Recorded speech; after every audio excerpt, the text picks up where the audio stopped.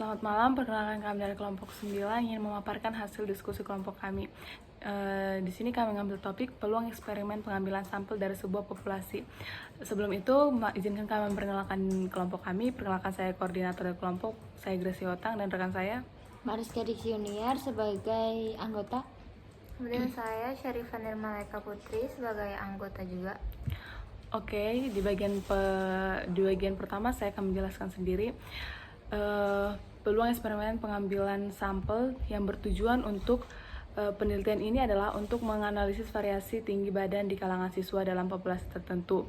Eksperimen ini bertujuan untuk mendapatkan data yang akurat mengenai distribusi dan variabilitas tinggi badan, serta faktor-faktor yang mempengaruhi pertumbuhan fisik selama fase kritis perkembangan remaja. Yang selanjutnya metodologinya terdapat 5. Yang pertama, penetapan populasi studi, yang kedua penentuan ukuran sampel, yang ketiga pengambilan sampel, yang keempat pengukuran tinggi badan, dan yang terakhir adalah analisis data. Di sini pengenalan eksperimen yang pertama adalah definisi eksperimen, yaitu metode ilmiah yang terkontrol untuk mengeksplor hubungan sebab akibat antar variabel, manipulasi variabel, peneliti memodifikasi variabel independen untuk mengamati efeknya pada variabel independen. Kontrol variabel mengisolasi faktor-faktor lain untuk menjaga integritas hasil dan tujuan mengetes hipotesis dan menjawab pertanyaan penelitian secara objektif. Contoh penelitian: investigasi variasi tinggi badan siswa menggunakan sampel acak yang representatif dan metode pengukuran yang terkalibrasi. Definisi ruang sampelnya itu kumpulan semua hasil tinggi badan yang mungkin dari populasi siswa yang diteliti, dan interval ruang sampelnya adalah contohnya adalah dari 150 cm hingga 190 cm. Contoh ruang sampelnya 150 cm, 151 cm, 152 sampai seterusnya, dan 190 cm. Peluangnya dalam ruang sampelnya adalah PA sama dengan peluang memilih siswa dengan tinggi badan lebih dari 150, dan PB-nya peluang memilih siswa dengan tinggi badan yang kurang dari 190. Selanjutnya akan dijelaskan oleh rekan saya. Baik, materi selanjutnya yaitu pengertian peristiwa dalam eksperimen. Yang pertama ada definisi peristiwa. Ini merupakan kejadian atau hasil yang mungkin muncul dalam eksperimen. Kemudian ada peran peristiwa, mewakili kondisi atau kriteria yang diuji atau diamati. Contoh peristiwanya, peristiwa A, siswa lebih dari 170 cm, ruang sampel 171 cm sampai dengan 190 cm. Kemudian ada peristiwa D, siswa sama dengan 180 cm, ruang sampel 180 cm. Kemudian ada peristiwa E, siswa dengan tinggi ganjil, ruang sampel 151 cm, 153 cm sampai dengan 189 cm. Kemudian ada peluang dan fungsi peluang. Definisi peluang sendiri merupakan ukuran kemungkinan terjadinya suatu peristiwa. Kemudian ada fungsi peluang, memberi nilai peluang untuk setiap kemungkinan dalam ruang sampel. Ada kegunaan juga untuk memungkinkan peneliti untuk memvisualisasikan distribusi peluang tinggi badan dalam populasi. Kemudian ada peubah acak, mean, dan variansi.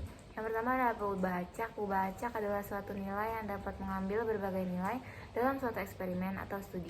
Dalam eksperimen pengambilan sampel tinggi badan siswa, tinggi badan adalah contoh dari peubah acak. Yang kedua ada mean atau rata-rata. Itu adalah nilai tengah dari sejumlah nilai. Dalam eksperimen ini, mean tinggi badan dapat dihitung dengan menjumlahkan semua tinggi badan siswa dalam sampel dan membaginya dengan jumlah siswa. Rata-rata tinggi badan dihitung sebagai mean sama dengan total tinggi badan semua siswa dibagi jumlah siswa. Yang terakhir adalah variansi. Variansi merupakan ukuran sebaran data yang mengukur sejauh mana setiap nilai dalam kumpulan data dari 6. Variansi dapat dihitung dengan menghitung rata-rata dari kuadrat selisih antara setiap nilai dan mean. Misalnya jika X1, X2, Xn adalah tinggi badan siswa dalam sampel dan X adalah rata-rata tinggi badan, variansi dapat dirumuskan sebagai berikut. Semakin tinggi variansi, semakin besar variansi dalam tinggi badan siswa. Kemudian materi selanjutnya akan disampaikan oleh rekan saya, Mariska. Dipersilahkan. Terima kasih Syarifah. Selanjutnya di sini ada studi kasus. Studi kasus ini untuk melakukan penyelidikan mendalam terhadap variasi tinggi badan siswa dalam sebuah populasi spesifik. Data diambil melalui sampel acak dan diukur dengan peralatan pengukuran yang akurat. Sementara informasi tambahan didapatkan via survei dan wawancara untuk memperkaya pemahaman akan pola pertumbuhan siswa tersebut. Selanjutnya di sini ada penggunaan konsep probabilitas dalam pengambilan sampel. Yang pertama ada peluang kejadian, yaitu digunakan untuk peluang untuk menilai kemungkinan terjadinya suatu peristiwa. Yang kedua ada distribusi peluang, yaitu pembuatan histogram untuk memvisualisasikan distribusi tinggi badan dalam populasi siswa. Yang ketiga ada rumus peluang, yaitu untuk penerapan rumus peluang menghitung probabilitas kejadian spesifik. Yang keempat ada fungsi peluang pengubah acak, yaitu menghitung peluang nilai atau rentang nilai tertentu dari tinggi badan siswa. Yang kelima ada statistik deskriptif dan probabilitas, yaitu untuk menghitung statistik deskriptif seperti mean, median, deviasi standar, dan identifikasi outlier.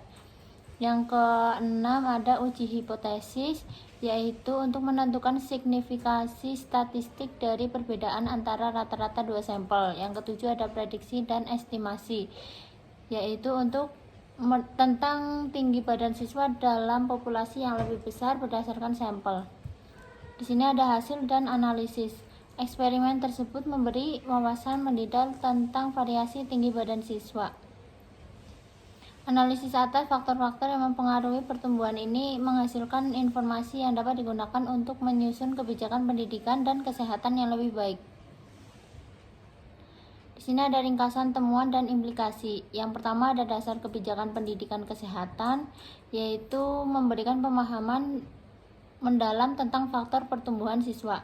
Yang kedua ada implikasi studi, diantaranya ada gizi, aktivitas fisik, kesehatan sekolah, dan gender sensitif.